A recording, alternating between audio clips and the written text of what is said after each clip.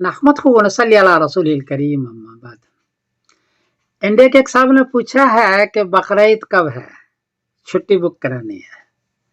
जवाबन अर्ज है कि 6 जून बरोज जुमेरात को इंडिया में चांद को चाहिए 0 डिग्री, बर्मा में 0, बांग्लादेश में 0 डिग्री, नेपाल में 0 डिग्री, कराची में 1 डिग्री, पेशावर में 1 डिग्री और ईरान में 1 डिग्री।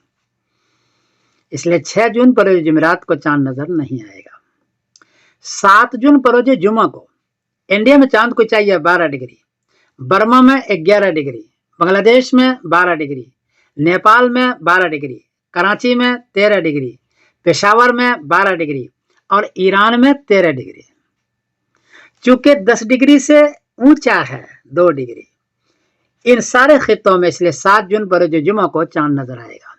अलबत्ता चूंकि 10 डिग्री के करीब है, इसलिए चांद छोटा होगा, बारीक होगा। कहीं भी गवाही हो जाए तो आप ले लीजिएगा। और 8 जून बरोज शनिचर को जिलहिजा की पहली तारीख होगी। इस एतबार से 17 जून बरोज पीर को इन सारे खित्ते में बकरीद होगी।